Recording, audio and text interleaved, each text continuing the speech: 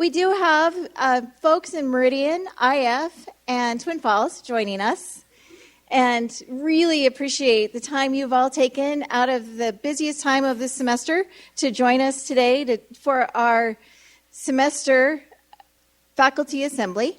For those of faculty who are new to ISU, the Provost Office generally has one faculty assembly per term, sometimes more. And we have a number of agenda items just to cover today for updates, things we are working on, initiatives that we want you to be aware of, and certainly we'll have time for questions as well. We are very fortunate and blessed on multiple counts today because we do have the president of the institution joining us. It's the first time a president has joined a faculty assembly at ISU for probably 10 years. Or something like that. We're not sure exactly, but we think it's about 10 years. So it is really my pleasure and honor to introduce to you Kevin Satterley, who will give a few remarks and take some questions, and then we will cover some other items as well. Thanks, Kevin. Thanks, Laura.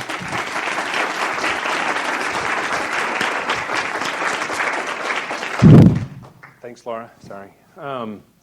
So, as Laura said, officially, this is my first faculty assembly, and I would have been here sooner, but I didn't get the job till this year. So, this is my first chance to make it to this faculty assembly. So, thanks for letting me have a few minutes.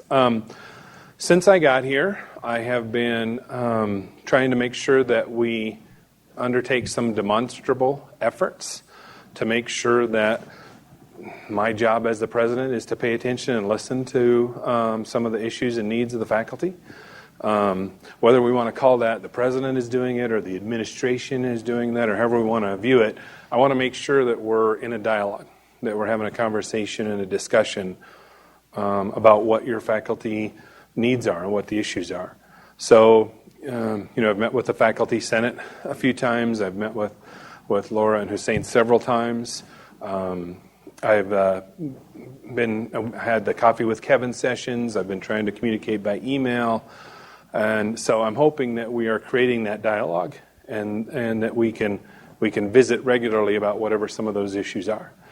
And as some of you might know, I've been having some small group meetings where I get together with just a few faculty at a time, try to do it about every other week, just to talk.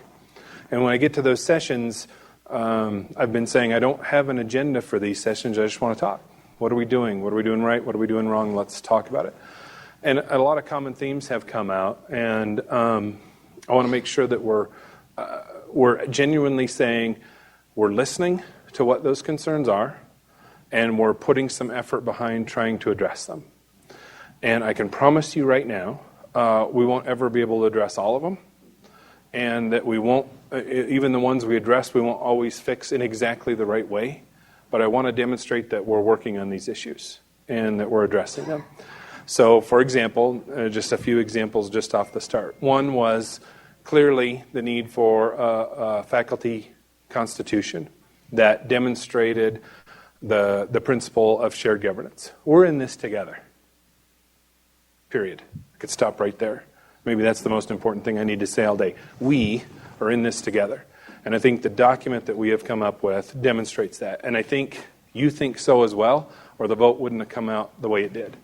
So I really think we have a faculty constitution that is going to work for us. Not one that's going to work for me, and not one that's going to work for you, but one that's going to work for us. So I'm very happy to say it is on the agenda in front of the State Board of Education for their meeting on December 18th. And when they approve it, we will have an approved Faculty Senate Constitution that I'm very happy about. So that's one of the first things we undertook. We are also working on another common theme that came out of some of my early discussions was that apparently several years ago during some of our budget cuts, the university eliminated a Center for Teaching and Learning. The comments that I heard was this was a university disinvestment in the professional development of the faculty, a direct disinvestment in the faculty. So we are right now putting together a new Center for Teaching and Learning, although I don't think it's going to have that name. I think it's going to have a name something along the lines of Initiative for Teaching Excellence, Center for Teaching Excellence, something that probably a better name than I could come up with, but luckily the people who are working on it are coming up with it. So we're working on that right now. And I think you all know that because you all got the survey. And Kathy shared with me just earlier this week the results of that survey and the things that are on your mind about what that group needs to address and how and by what methodologies. So we're working on those. And then a third common theme, and not that these are the only three, these are just the three I thought I would talk about today, is making sure we're investing in faculty needs when it comes to professional development around your travel needs, both in the by-campus incentive concept and even just professionally making sure that your travel needs are met so you can meet your professional obligations. So we are right now, Laura is working on looking at our existing budget and how can we find ways to try to help in that area. So those are some of the things that we're working on right now that I want to let you know about. At the end of the day, those are a good start. I don't by any means think, well, that solves everything or we're done. I think it's an ongoing dialogue, but that is our beginning to demonstrate that, yes, this is important to us and we're going to try to address these needs. This fall, I gave a big speech in Fraser Hall. And I talked to a few faculty right after that speech. And we were talking about the speech, and I said, here's the scary thing about that speech. The scary thing about that speech is when everyone realizes I meant every word of it. That wasn't a political stump speech. That wasn't to get you to like me or vote for me. That was me saying I want to work at a place that's foundation in its relationship with all of its employees is built on a base of trust, where we have compassion for each other's needs, where it's a stable place and a place where we all have hope for the future. I meant every word of that speech, and I hope that just what I've said today, that these initiatives we're already starting to work on are demonstrating that this is what I want to work on. I want to make sure we do have a place that is built upon those basic concepts. And that's why I'm here today. That's why I'll come again anytime you want me to these and have a discussion. That's why I'll continue the Coffee with Kevin's. That's why I will continue to answer my email that you send. And I do, as some of you know, get emails from the faculty. They come into me, not to somebody else, and I respond to them. And those of you who have sent me those emails know that I will respond, and you also know you'll get the response like 2 or 3 weeks later. But you'll get a response. My email box tends to fill up, but I do get to them, and I will respond. So I look forward to continuing to work with you. And then I'll stop for questions and then turn it over to Laura after that. But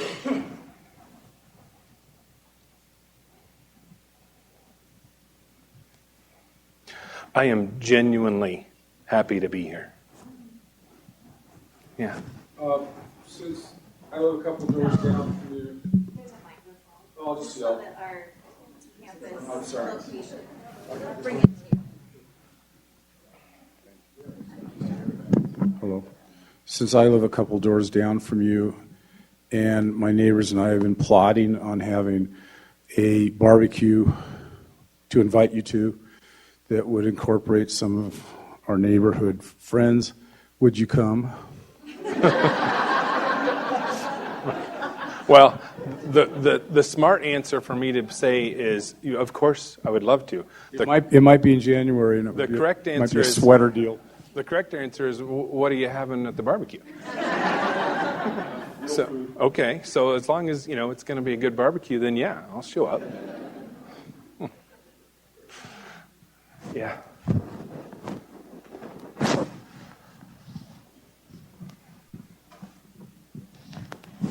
Can you summarize for us the results of the engagement survey that you sent out? Oh, yeah, I probably could, but that's going to tax my memory really quick.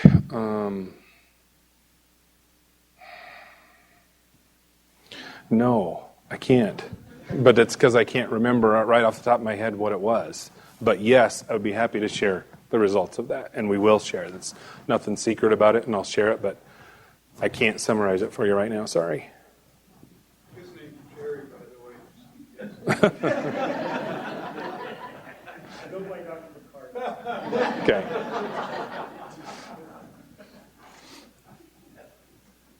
Yes.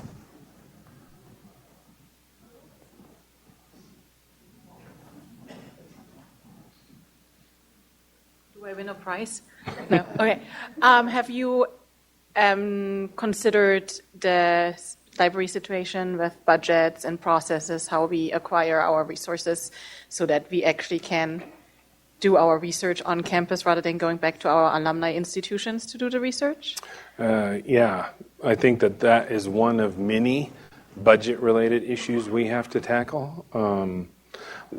I think in general, have made clear, let me try and get a little more specific.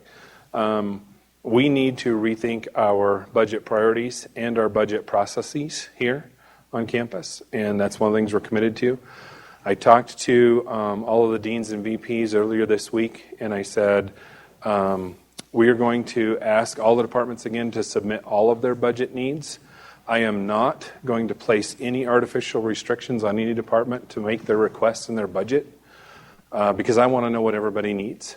And then when all of those come up, I want to make sure that every single area's needs get in front of every single other area, meaning that all of the deans and VPs need to see not only the needs coming out of their area, but every other area, so that we can see what the campus really needs. Now, there aren't any restrictions on it. At the same time, if one department comes forward and said, well, if we want $10 million, the answer is, well, you're not going to get it. So as long as everyone's realistic in really what their needs are, I think we can start to see what those needs are and start to address them. And they include the library. One of the things that Carl has made clear since before I got here, by the way, not even after I got here, before I got here, was the library has been neglected. We can't continue to neglect our library, and I'm not talking about from an accreditation standpoint. I'm talking about from a functional, we're a university standpoint, and we have to make sure our library reflects our commitment to higher education and learning. Long-winded answer of, yes, we're going to address budget issues in the library.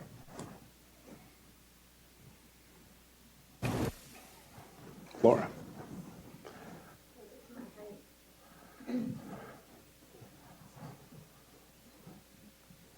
I can ask you questions whenever, but I thought since all faculty was here, if you can give us some pointers as a faculty as a whole, how to start preparing for outcome-based education. Okay, two things about that. The first one is yesterday. That was a great question until yesterday. Yesterday, we received a notice from the governor-elect's office, Governor-elect Brad Little, and he has instructed higher education to submit a series of line item requests in addition to the outcomes-based funding request that the State Board of Education is forwarding. And so right now, the status of outcomes-based funding, I don't know what it is. So quick aside before I get to the second part of the answer. Most of the days of this week, I haven't been in the office. I've been traveling around, meeting with legislators. So this was sort of a meet with legislators week for me, both existing legislators and newly elected ones from around the state, trying to talk to them about what our issues are, what our needs are, and what's coming up. I wouldn't even begin right now to predict the outcome of outcomes-based funding as a change for the legislature, because they didn't show me their cards, but clearly the governor-elect's office has asked us to produce line items in addition to the state's OBF request. Now, shifting to what are we going to have to do for outcomes-based funding. Outcomes-based funding is going to be, I'm going to pick a term that President Bowen used to use, and I remember him using it in State Board of Education meetings. The enrollment workload adjustment and the weighted credit hour is the coin of the realm. That's what he used to say. It's the coin of the realm. It's the currency upon which higher education works and exists, is based on that. To move from the weighted credit hour to outcomes-based funding is shifting the base currency upon which higher education is measured and goes forward. The long-term and multiple ramifications of that and the unintended consequences are going to be hard to predict. But what the State Board's draft does is creates a matrix and then we'll assign a number based on the amount of money the legislature puts in higher education, and then divide that by the number of associates, bachelor's, master's, and doctoral degrees we produce based on a weighted associate degrees are worth 0.5, bachelor's degrees are worth 1.0, master's degrees are worth 0.5, and PhDs are worth 0.5. Meaning, master's degrees and PhDs will be reimbursed at less than the value of baccalaureate degrees. So when I sat in front of the State Board of Education at their last board meeting, I said, just so we're clear, remember that is going to entirely change the incentive model in higher education if you do that.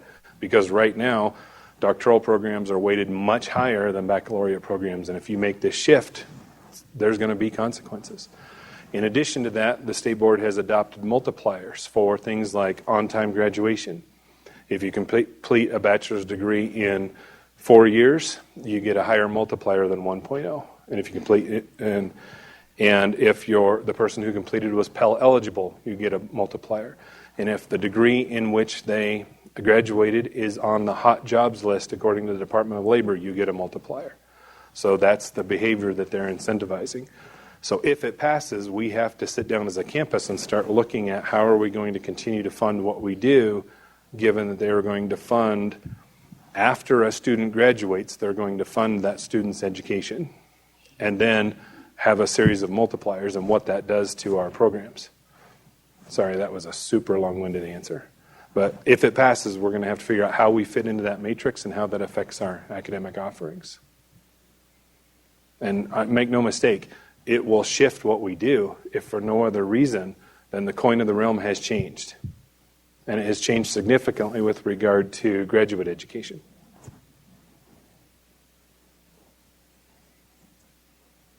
Back to your budget comment earlier, for programs that currently receive no allocated state funding, are they open to apply for budget other than their local accounts?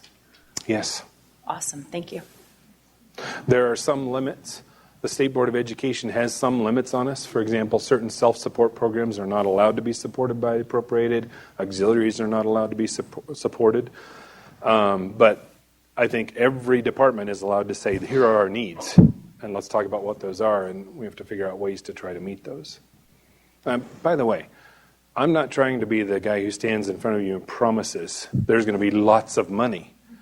But we have to start with, can we all articulate our needs, and then talking about what those needs are and how we prioritize them and how that we start to address them. That has to be our first step.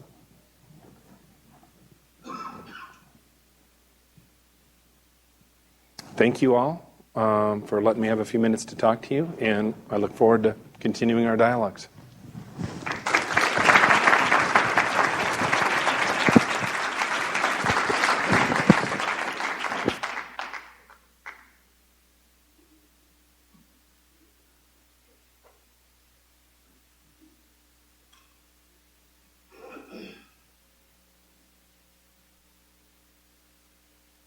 Well, it's so great to have a president at our assembly. So another round of applause for Kevin as he walks out the door.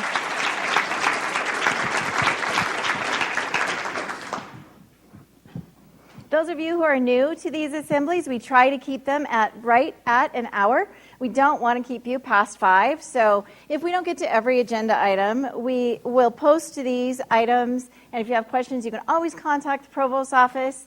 And I am going to fly through my sections of it so that you can hear from your colleagues in the Faculty Senate who have some updates for you, and so that we can take a few questions too, hopefully prior to 5. So this is what we plan to cover. If we don't get to all of this, as I said, the slides will be posted, and you can always ask us.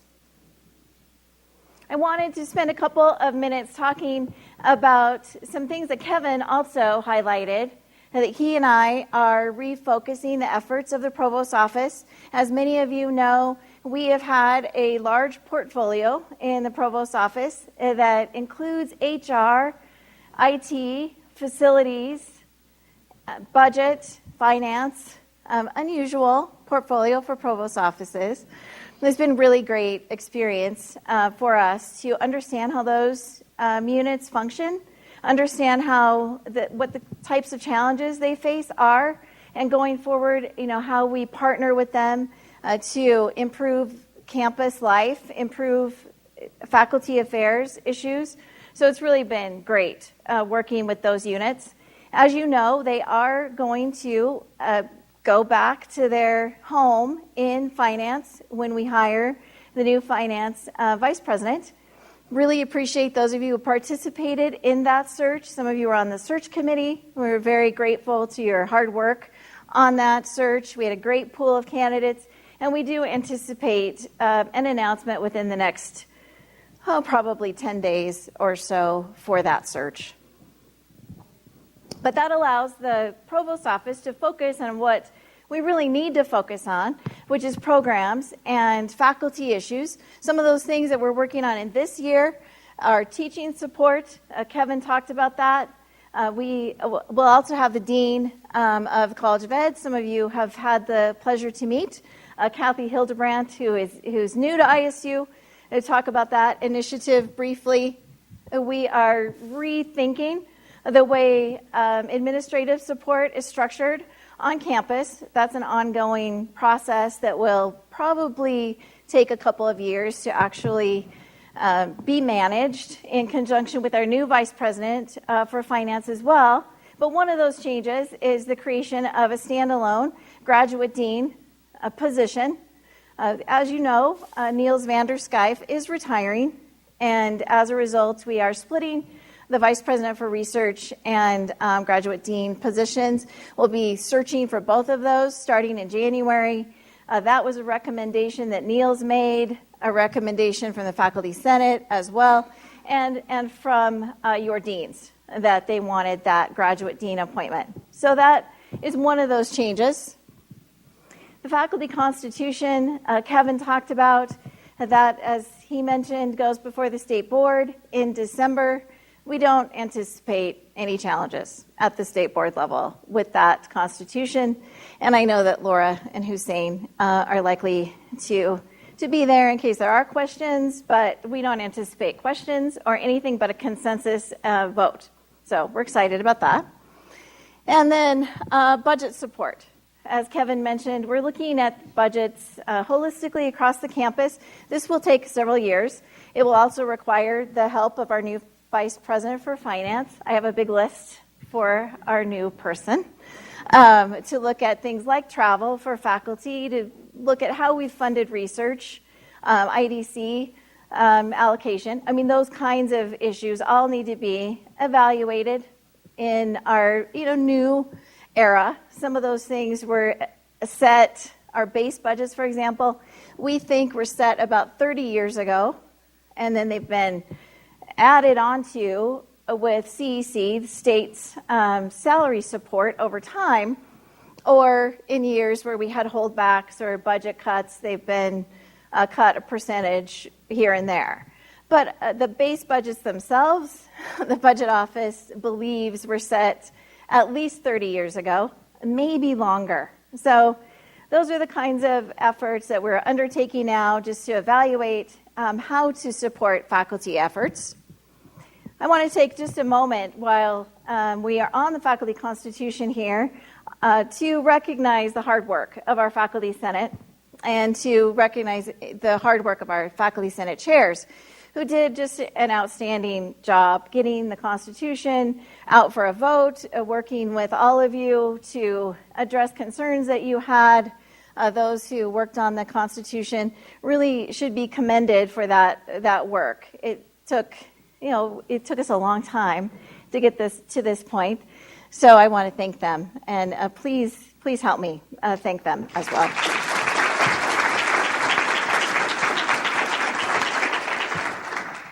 And with that, I'm going to turn it over to Scott Scholes, our Associate Vice President for Enrollment Management, to give you a quick update on enrollment and what our Enrollment Management Unit is seeing in terms of enrollment trends and what you can expect to see in the upcoming year. Do you want this?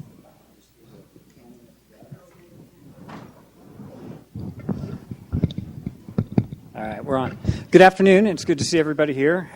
I hope most of you are like me and enjoying this semester, but I am also so ready for Christmas break, it's scary.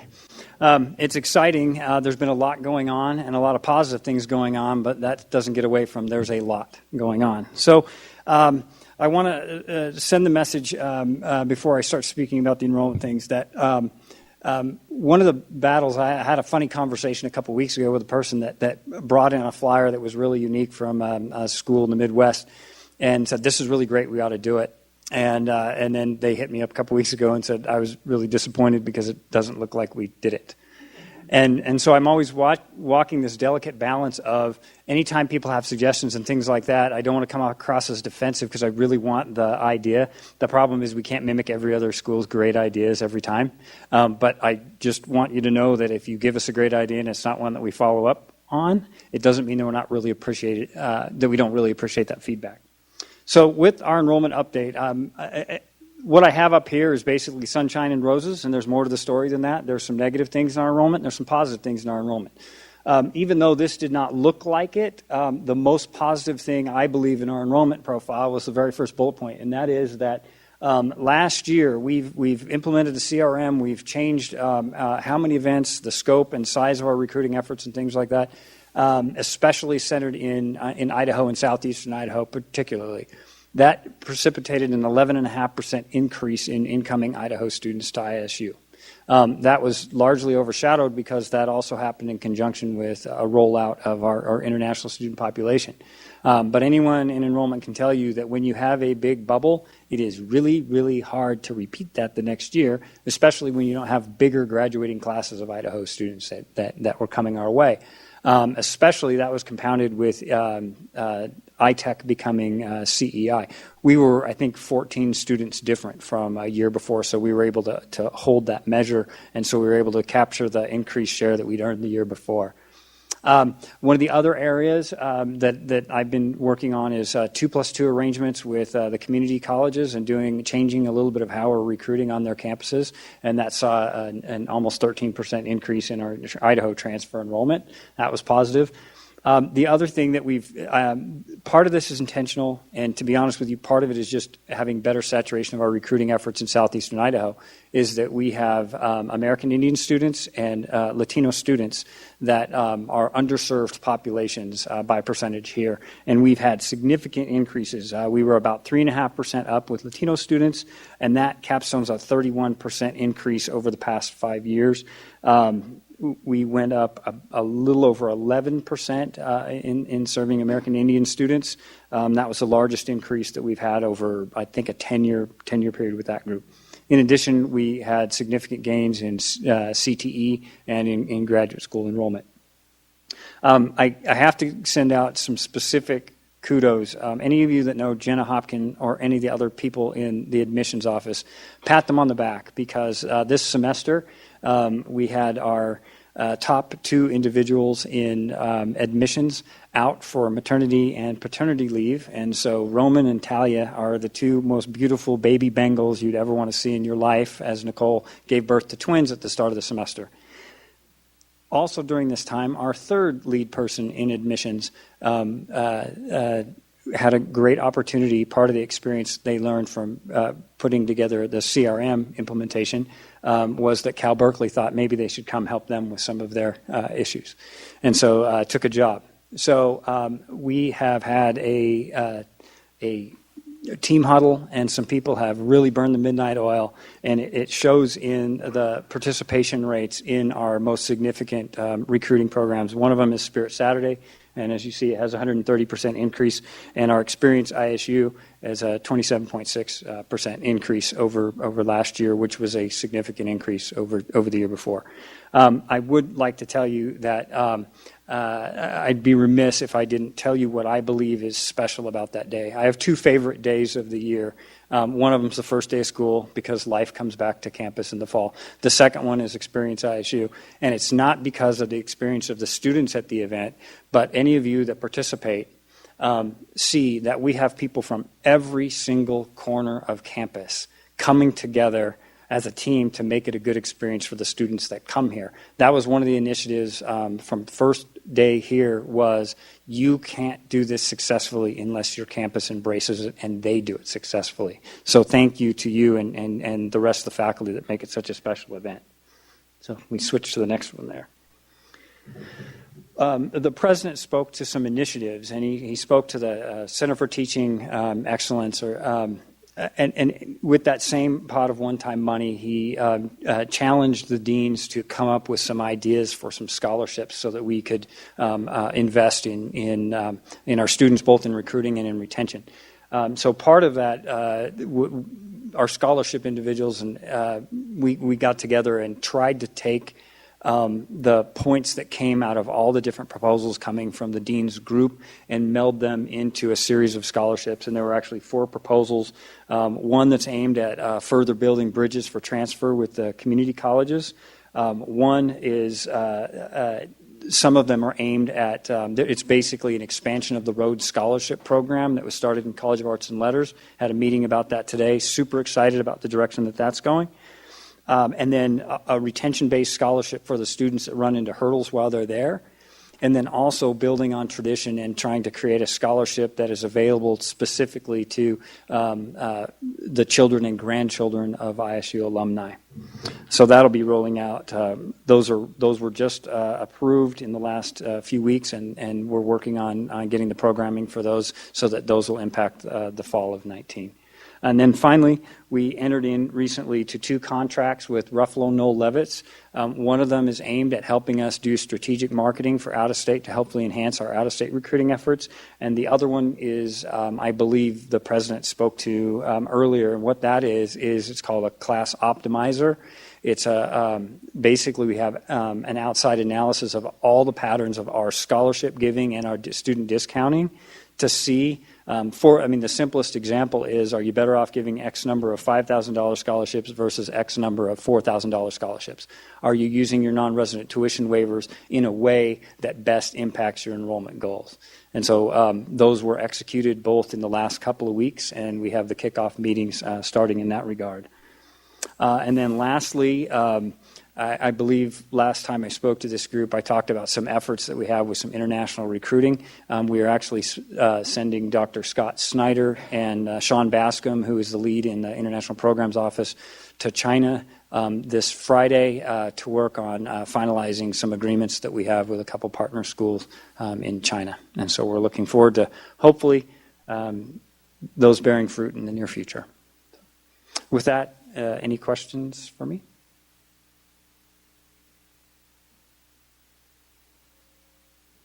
Get off the stage. Thank you.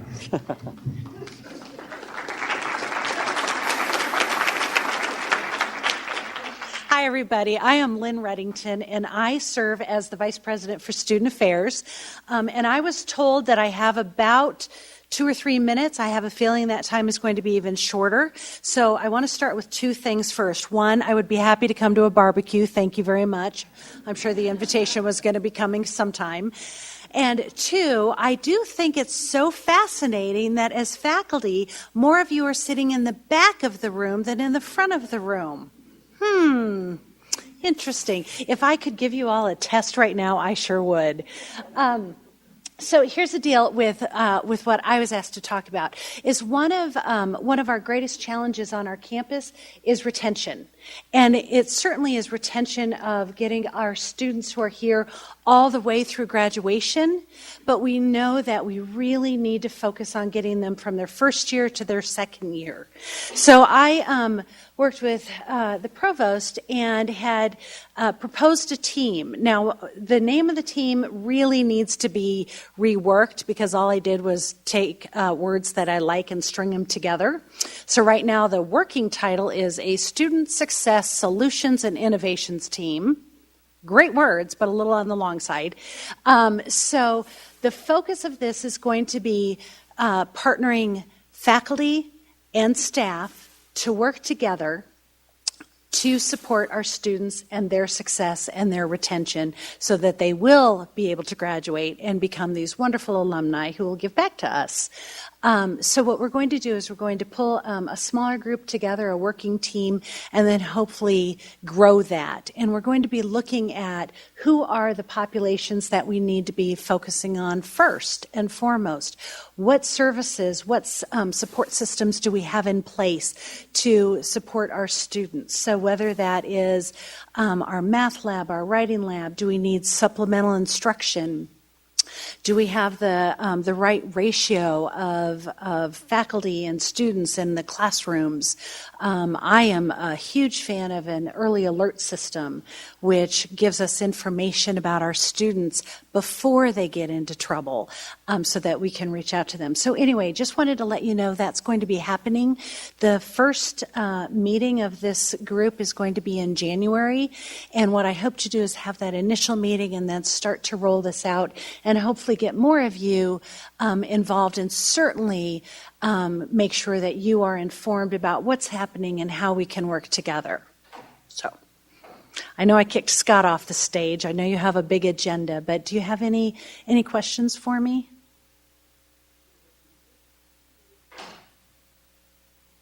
So when there we go. Yes.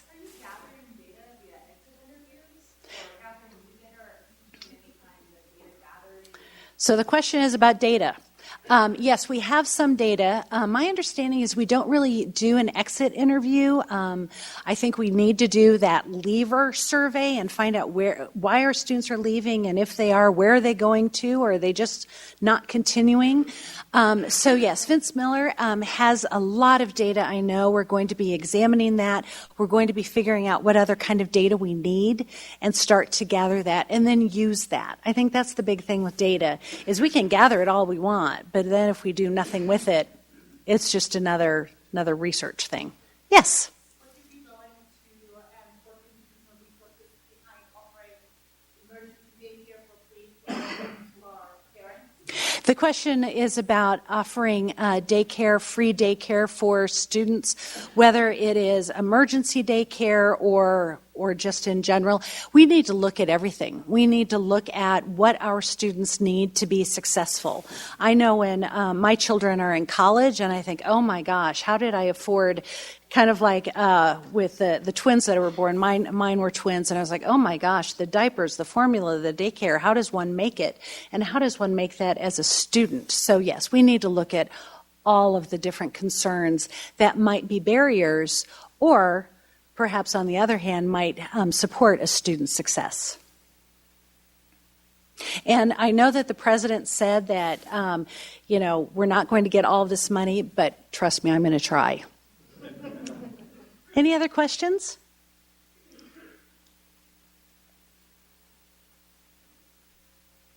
Okay, so let me tell you my secret. When I was a faculty member, what I would do when I would ask that question, I would then stand up and I would count backwards from 15 to 0. And if I got to 0 and nobody asked me a question, I figured we were safe to go. And I count slower backwards than forwards. So I'm not going to count all the way, but just want to let you know that if you do need me, if you want to reach out, if I can assist you with anything, please let me know. Thank you.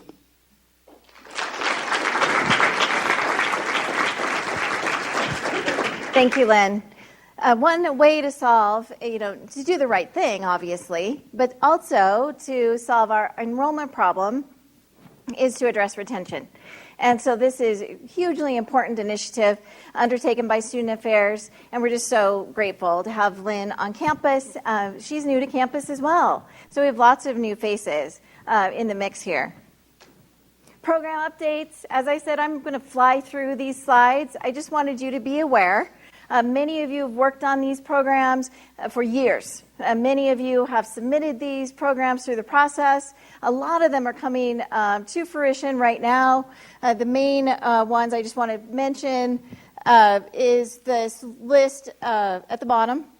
These are all the MS in clinical psychopharmacology, the MS in computer science, the MS in nutrition, and the MA in Spanish. All 4 of those are on the IRSA, the Instruction, Research, and Student Affairs agenda tomorrow, and they're on, hopefully, if IRSA goes well, which I expect it will, they'll be on the board agenda as well in December. I mentioned that we are conducting a Vice President for Research search. You'll be hearing a lot more about this. We have yet to name a chair of that search, but we will do that. And there will be faculty representation on that committee. We have Academic Search assisting us. That is a search firm that helped us with the College of Science and Engineering Dean search and is also helping us with the cluster hire for the Polytech initiative. And so that firm knows a lot about us and has signed on to help us with the VPR search. That will officially launch in January. The graduate dean search as well will be launched early in the spring term. Karen Wilson-Scott, that announcement should have gone out today, has graciously agreed to step in as the interim graduate dean. So we're creating the dean appointment prior to hiring the permanent dean. So it's a little unusual in that we have an interim for a position that we're creating, but Karen will help us transition that office and help us differentiate the tasks between the Office of Research and the graduate school, some of which have been combined in the years that Niels served as in both of those roles. We also are embarking on a College of Business Dean search that will go forward. We actually have identified a chair who has not yet been publicly announced, but I expect that will be shortly. And Joanne Tokel has agreed to serve as acting dean. She wants the acting dean title, not the interim dean title. Just to be clear about that. So it says interim up there, but that's a typo. I'm sorry, Joanne. And we are launching, as I said, a national search for that, a role as well. While we're on this slide, we do have a photo here of the original eye, and you can see that concrete's being poured onto it. That was the tradition. You just poured more concrete onto it every year, or every 5 years until it started sliding off the hill. But Kevin's initiative is, as you know, to replace the eye. A team of designers is working on that, and we should see that come to fruition in the next, I would say, month or so. I don't think it actually will end up on the hill until after winter, but I really like these. You can see that there's not a lot of development below the eye here either, which is interesting. And Callie asked me earlier tonight about whether or not I was born before some of these photos were taken. I was like, well, yes, some of them, but most of them, no. So we've talked a lot about strategic planning on campus the last couple of years. We have a number of strategic plans that Kevin has approved. Those include our Idaho Falls plan, one of the plans for IF, and you're going to hear more about this, and this is going to the state board as well in December, is a plan for an overpass that Congressman Simpson's office is helping us get federal funding for, so that we can connect our campus in IF via the railroad tracks, essentially. We're going to build an overpass over the railroad tracks to connect our campus sites in IF. Right now, our students are not safely crossing those tracks on occasion because you have to drive all the way around, and they don't always do that, so it's a safety hazard. Or they're walking across the river in low river times, which is also not a great strategy. So that's one of the things that we believe will happen in the next 3 years, which is exciting. I'm not going to read these. They are posted online. The Twin Falls Strategic Plan, the group that worked on the Twin Falls Strategic Plan has wrapped that up. Kevin has agreed to that. I met this morning with the superintendents of District 4. That is the Twin Falls area. They're very excited about an expansion of our programs there and an expansion of our teaching endorsements on site there. And we're asking for some state funding to support that effort. The Polytechnic Strategic Plan as well has been approved by Kevin's office. And it, as I mentioned before, right now is in the process of hiring a cluster hire of 5 faculty members. A number of you are on that committee that's working diligently on that, and you'll hear a lot more about that search in the coming months. And then I asked the deans to provide updates, too, for what was happening in their units. Some really exciting stuff going on across the campus. I get to see this, but you all don't get to see that collective effort that's ongoing. This includes College of Science and Engineering receiving, along with Arts and Letters, a $20 million EPSCoR grant that's shared statewide. Really exciting, obviously, level of support for that scientific initiative. In the College of Business, the Small Development Center, which you may or may not know very much about, assisted with 13 business starts last year. So really interesting work going on with that effort. Raised $8.7 million in capital. These are often student projects. So that's an exciting effort going on there. If you have, an innovative idea, you have an invention, our College of Business can help you with that. In Arts and Letters, the Rhodes Scholarship Program provided 62 scholarships to students across Idaho. That program, as you heard from Kevin, has been scaled campus-wide. So we're looking forward to seeing the outcomes of that because Cal's initiative has been so successful. And then the libraries hired 2 new health science librarians. And I know many of you have helped with that and been instrumental in making that happen. Our College of Technology Energy Systems Center recently celebrated its 10-year anniversary. It has been a joint collaboration with INL for years and has produced a number of just amazing people who are now out in the workforce. Everywhere we go into these companies, there are ISU graduates. STech has awarded over 727 degrees since its inception. College of Ed, you've heard a little bit about this, is sponsoring ISU's teacher support program. This will replace the Center for Teaching. It is currently called, and no one can ever remember, Kathy and I are working on that. It's a new initiative for instructional effectiveness. It will be rolled out publicly within the next few months. The deans have heard about it. Those efforts will be based on the survey results that we received from all of you. We had a great survey response rate. So really appreciate your willingness to participate in that. And you'll see some initiatives roll out as a result of that survey. And then in College of Nursing, we hired a new dean. Anita Smith joined us. She has an extensive background from the military and in nursing, and we're very excited to have her. Nancy Wren, after retiring, I think about 3 times, believes that she's now really retired.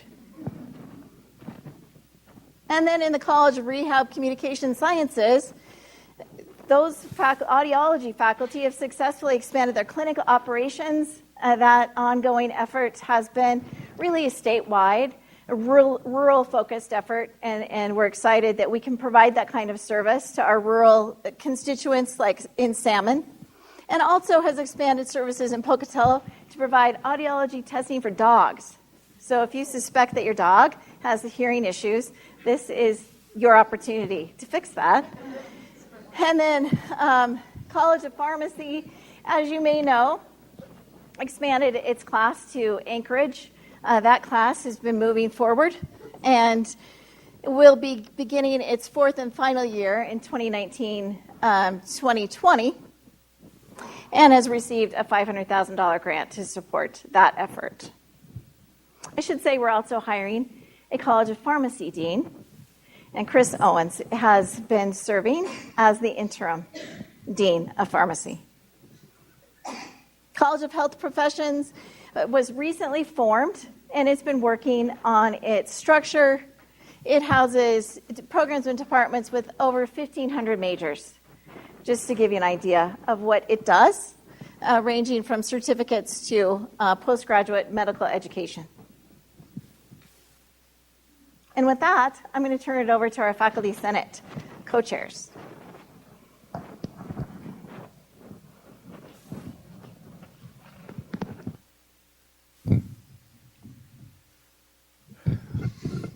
Thanks, Laura. I am the half of the Faculty Senate. I'm the co-chair of the Faculty Senate, Hossein Mousabinejad, Department of Electrical Engineering, College of Science and Engineering, together with my distinguished co-chair, Professor Laura Ahola Young. So we are very happy to be here, and you heard both President and also Provost mentioned Faculty Senate several times. One quick item before we start. If you look at the directory at ISU, you type in President Satterley or Provost Woodward-Nye, they will first show up as Faculty Senate ex officio members before they are listed as President or Provost. But you also being the last presentation in the Assembly, we have heard many other things. Usually I eat fast and also talk fast, but Kelly, what about refreshment? There are no refreshments today. But again, quickly, as you heard before, we had the faculty constitution passed by faculty, approved by the president. We are waiting for the state board. And by the way, we had a very good turnout for the vote. Roughly speaking, we have more than 600 faculty, close to 300 participated, and of course passed by the majority. One other thing about the Faculty Senate is that actually our first meeting, August 20, President Satterley attended the Faculty Senate meeting as well as the provost.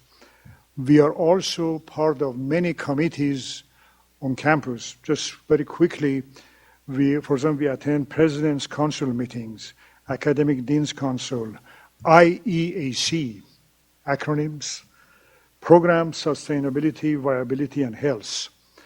And again, also President and also Provost mentioned the SBOE meetings coming up, of course, later in December in Boise. But Laura and I, we also attended, I believe, 3 other SBOE meetings. If you have attended the SBOE meetings, usually President and Provost talk for each university. But when I attended at least all those 3 state board meetings, during the breaks, coffee breaks or lunch breaks, we have some opportunity to talk with President of the state board, Linda Clark, and then Richard, as well as Dave Hill and other members. One other thing about the Constitution is that we had in the Faculty Senate bylaws, actually in March of this year, we had a 3rd review of bylaws.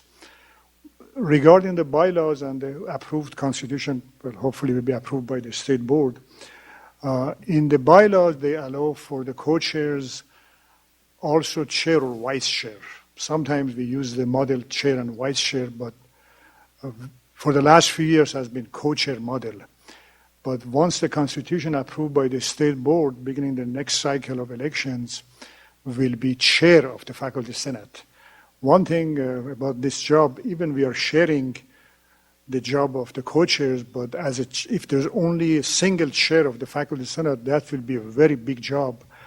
I know my associate program director here was kind enough to give me a reduced load in the fall.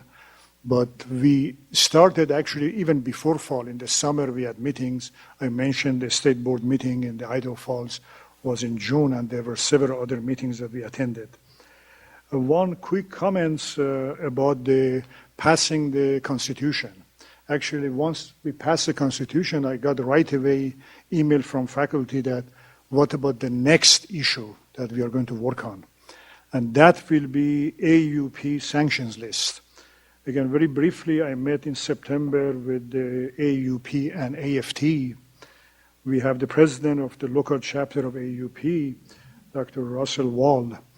And we just got a letter from AUP, actually President got a letter on November 14, that this is the first step, we have passed the Constitution, but we're going to work on that one. That may be a little bit longer time issue than the Constitution. By the way, this Constitution, they said 3 times the time. We worked on it in 2011 and also 2015, but we finally passed it, faculty and president, on the 2018. There are many things that the Faculty Senate does, including approving the faculty emeriti, honorary degrees, and also ombuds. Also, Lynn's committee for the search committee for the VP Student Affairs, I was on the committee. Provost mentioned the VP for the finance and business. I always think about whether business comes first or finance. We have Dr. Tatar serving on that committee. Maybe my final comment is that any questions you have about the Faculty Senate can actually be answered by going to the ISU website /Faculty Senate. And I don't know how much time we have. We'll be happy if you have any questions. Please, Laura. I have to drop this lower. I'm Laura Ahla-Young. Hossein and I and the Senate did work really hard on the Constitution, but we could not have done it without a volunteer from all faculty, and he's here. And so I'd like to thank you again, Dr. Jim Skidmore.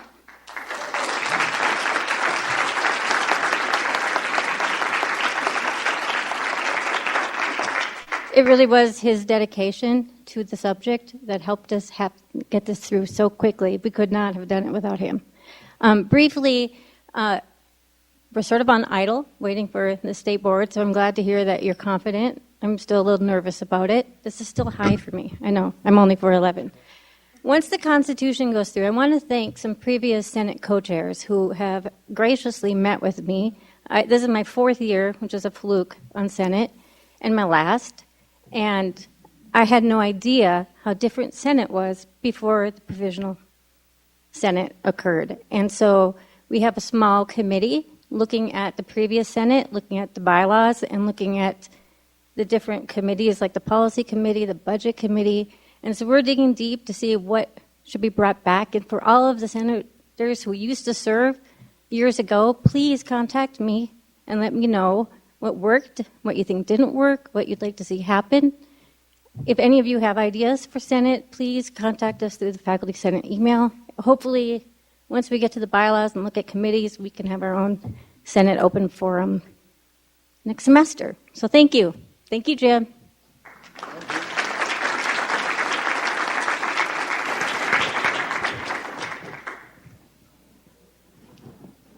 We are right at our time.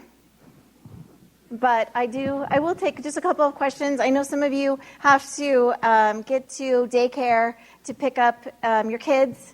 I used to be in that situation myself. Mine drives now, which is actually not that great. But certainly we'll honor that. I'll just take a couple of minutes, and then I'll stay after in case we don't get them all.